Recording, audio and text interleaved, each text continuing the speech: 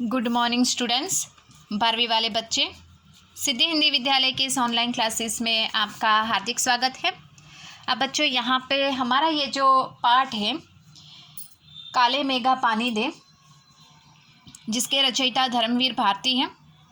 उन्होंने जब वो छोटे थे उस समय उन्होंने ये उनके गांव में जो अकाल की स्थिति थी उसको ध्यान में रखकर ये पाठ का निर्माण किया। पाठ का साहित्य प्रकार जो है वो स्मरण है। पाठ के साथ जो है अर्थात यहाँ पे 1 से करीबन हमारे 6 तक के जो प्रश्न थे, मैंने आपको बताया था 12वीं वाले बच्चे ध्यान से सुनेगा, ये आपको अपनी कॉपी में लिखने हैं। और बाकी के पाठ के आसपास के जो प्रश्न हैं उसकी चर्चा हम यहाँ पे करेंगे। वो प्रश्न आपको अपनी कॉपी में नहीं लिखने हैं। ध्यान से सुनिएगा। पहले के जो 6 प्रश्न हैं पाठ के साथ वाले, वो हमें 1 से 6 तक के प्रश्न आपको अपनी कॉपी में लिखने हैं।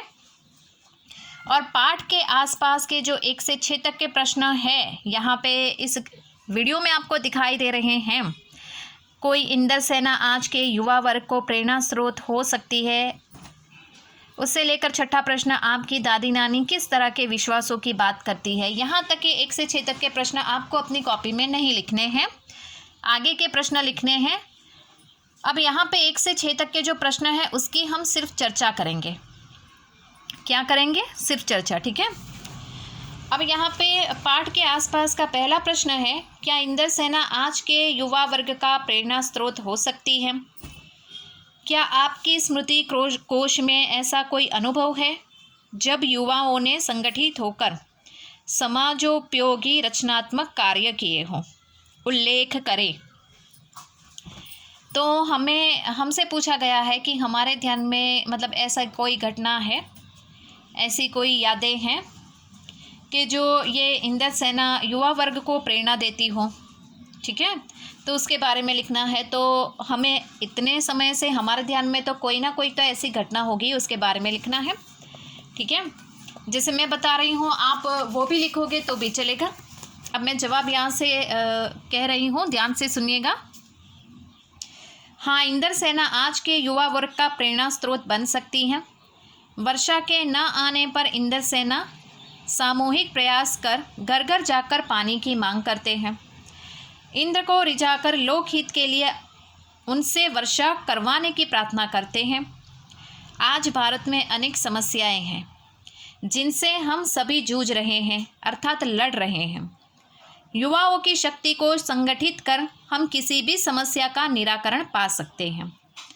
संगठन ही शक्ति है, इससे बड़े बड़े आंदोलन पर विजय प्राप्त किया जा रहा है। वृक्ष बचाओ, चिपको आंदोलन, स्वतंत्रता प्राप्ति आंदोलन आदि सामूहिक शक्ति के कारण ही सफल हुए हैं। यदि हम युवा शक्ति को संगठित करें तो अशिक्षा, आतंकवाद, बेकारी, स्त्री अत्याचार जैसी अनगिनत समस्याओं पर विजय प्राप्त कर सकते हैं। इंदर सेना जैसी ही कोई एक सेना बनाकर हम इस देश में कार्य कर सकते हैं। तो हमसे पूछा गया है तो हमें इस तरह से लिखना है, ठीक है। वापस एक बार दोहरा रही हूँ, पहले प्रश्न का जवाब ध्यान से सुनिएगा। हाँ, इंदर सेना आज के युवा वर्ग का प्रेरणा स्रोत बन सकती है।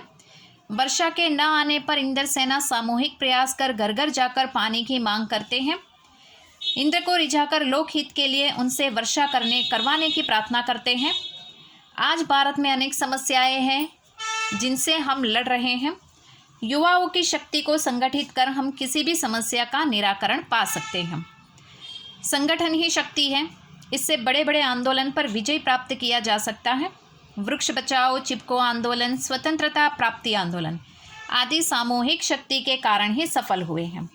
यदि हम युवा शक्ति को संगठित करें तो अशिक्षा, आतंकवाद, बेकारी, स्त्री अत्याचार जैसी अनगिनत समस्याओं पर विजय प्राप्त कर सकते हैं। इंदर सेना जैसी ही कोई एक सेना बनाकर हम इस दिशा में अनेक कार्य कर सकते हैं। अब दूसरा जो प्रश्न है, तकनीकी विकास के दौर में भी भारत की अर्थव्यवस्था कृषि पर निर्भर है।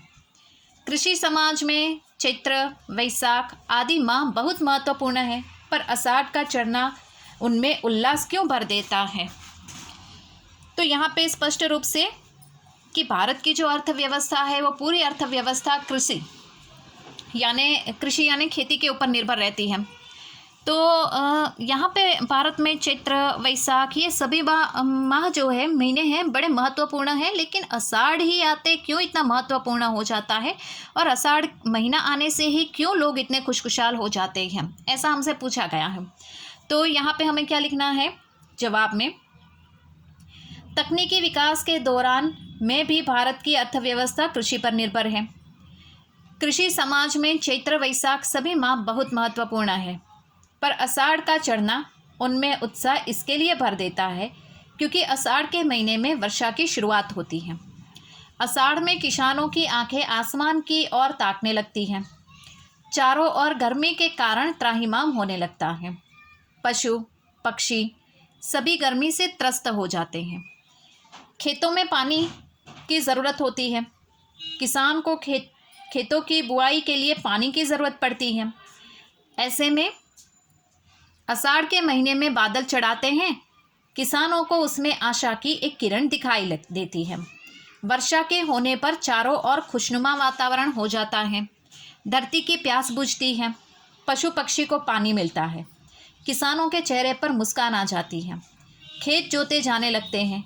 खेतों में किसान धान की रोपाई करते हैं, जिसमें बूढ़े बच्चे जवान घर की महिलाएं सभी उल्लास के साथ हिस्सा लेते हैं। इसलिए आषाढ़ का चढ़ना कृषि समाज में उल्लास भर देता है। ये बच्चों यहाँ पे दूसरे प्रश्न का जवाब है। वापस एक बार दोहरा रही हूँ, ध्यान से सुनिएगा। तकनीकी विकास के दौरान में भी भारत की अर्थव्यवस्था कृषि पर निर्भर है।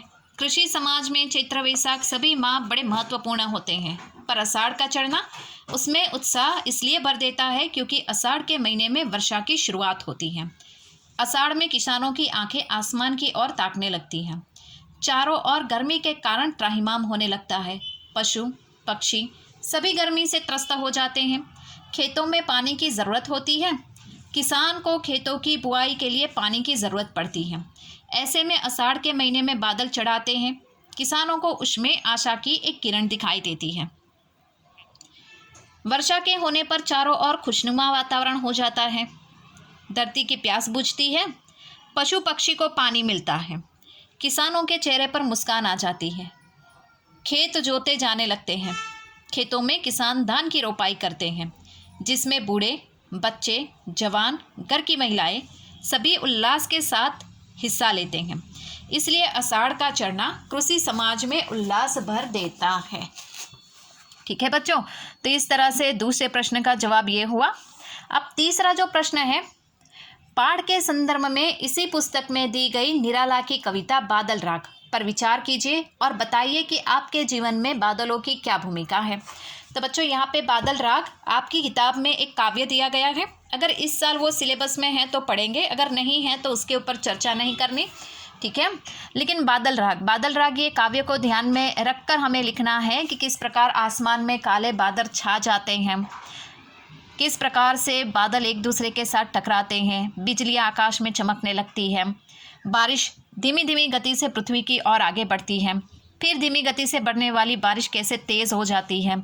ये जो बूंदें हैं, ये बूंदें इंसानों के मन के भीतर एक उल्लास और खुशी का माहौल जगाते हैं। बच्चे बूढ़े युवान सब इस आषाढ़ के महीने में, बारिश के महीने में काले बादलों को देखकर कैसे खुशनुमा हो जाते हैं।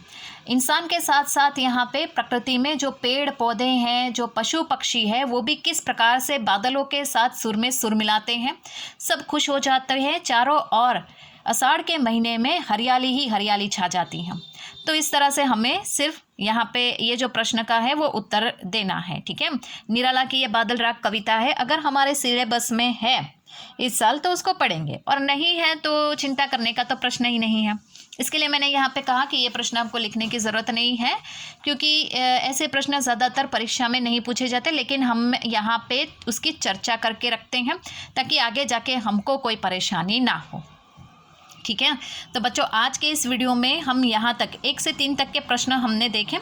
आगे के वीडियो में चौथा, पाँचवा और छठा प्रश्न जो है वो हम देखेंगे, और ये जो पाठ का स्वाध्याय है वो पूरा करेंगे, ठीक है। तब तक के लिए यहाँ पे रुकते हैं। Thank you.